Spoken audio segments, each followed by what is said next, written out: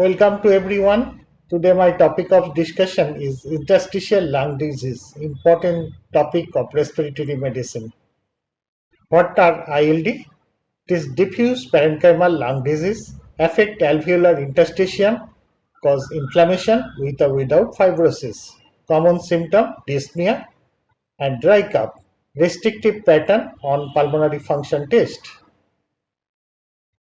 Classification: ILD can be broadly divided into two groups: ILD of known cause, ILD of unknown cause. Under known cause, common causes are connective tissue disease associated ILD.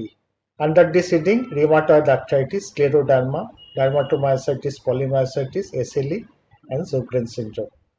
Occupational causes: asbestosis, coal worker, silicosis, drug exposure or radiation like nitrofurantoin, methotrexate, amiodarone. Granulomatous cause: sarcoidosis, hypersensitivity pneumonitis, and vasculitis. ILD of unknown cause: idiopathic pulmonary fibrosis, non-specific interstitial pneumonia, cryptogenic organizing pneumonia, respiratory bronchiolitis, acute interstitial pneumonia, discomitative interstitial pneumonia, and lymphocytic interstitial pneumonia. Clinical features: progressive dyspnea, dry cough. On examination, fine inspiratory velco crackles, digital clubbing may be present. Signs of pulmonary hypertension may be present in late stage. Investigation: pulmonary function test, decreased total lung capacity, decreased FEV1 and decreased FVC. So the FEV1 FVC ratio is usually normal. Decreased DLCO. Spirometric curve: the upper green curve is the normal volume time curve, the lower red curve is the restrictive pattern volume time curve, showing the reduced FEV1 as well as reduced FVC. So obviously the FEV1 FVC ratio remains normal. Chest X-ray, usually reticular, nodular or ground glass appearance, HRCT gold standard.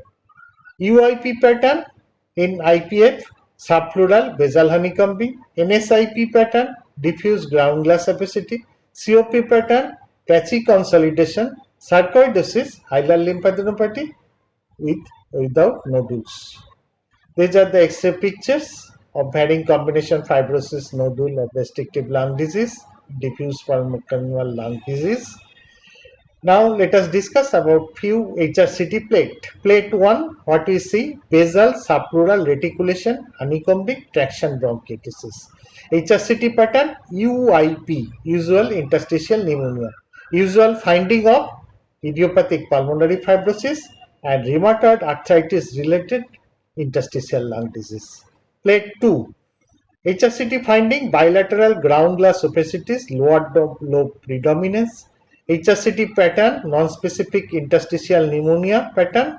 Usual finding of idiopathic NSIP and connective tissue disease associated ILD as occurred in systemic sclerosis or scleroderma or dermatomyositis, polymyositis.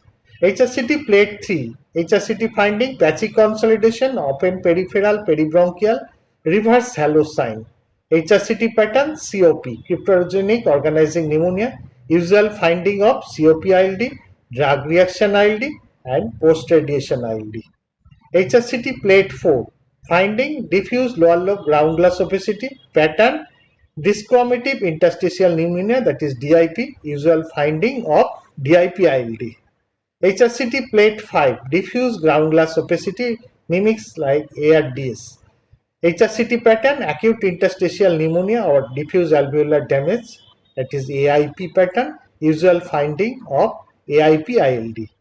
HRCT plate 6, deep ground glass opacity with scattered thin wall cyst characteristic.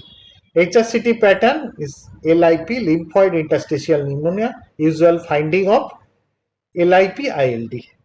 Plate 7, patchy ground glass and consolidation, often with air trapping and nodule. HRCT pattern: respiratory bronchiolitis, RB. Usual finding of RB ILD. Plate 8, mosaic attenuation, air trapping, upper and mid lung predominance. HRCT pattern: hypersensitivity pneumonitis. Usual finding in idiopathic hypersensitivity pneumonitis variety ILD, or hypersensitivity pneumonitis of known origin as occurring bird fancier's lung and farmer's lung.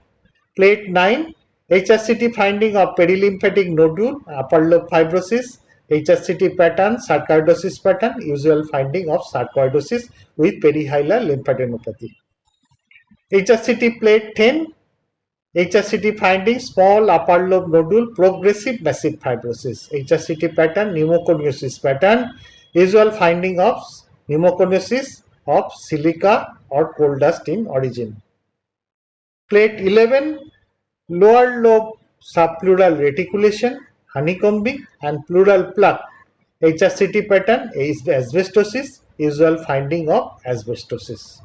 So histopathology pattern in UIP, patchy fibrosis, honeycombing and fibroblasts, NSIP, uniform inflammation with or without fibrosis, COP, organizing pneumonia with granulation tissue, sarcoidosis, non-caseating granuloma, AIP, diffuse alveolar damage like ARDS. Key disease, idiopathic pulmonary fibrosis usually occur in adult, older adult, more than 60 years, male outnumbers female, poor prognosis, usually survive 3 to 5 years after diagnosis. HSCT, basal honeycombing, treatment antifibrotic, pirfenidone, nintedanib and transplant. NSIP usually occur in younger, often CTD associated, better prognosis. Sarcoidosis, non-caseating granuloma, it's a multisystem disease, treatment corticosteroid. CTD associated ILD, common are rheumatoid arthritis, scleroderma, polymyositis, dermatomyositis, SLE, Sjogren syndrome. Often NSAIP pattern, but in rheumatoid arthritis it is UIP pattern. Treatment immunosuppressive, treat the underlying CTD. Management principle, supportive treatment, oxygen, rehab, vaccine, stop exposure of the offending drugs or offending agents, immunosuppressive use like steroid, azathioprine, cyclophosphamide, mycophenolate in selective cases, antifibrotic, pirfenidone, nintedanib for IPF, lung transplant in refractory disease.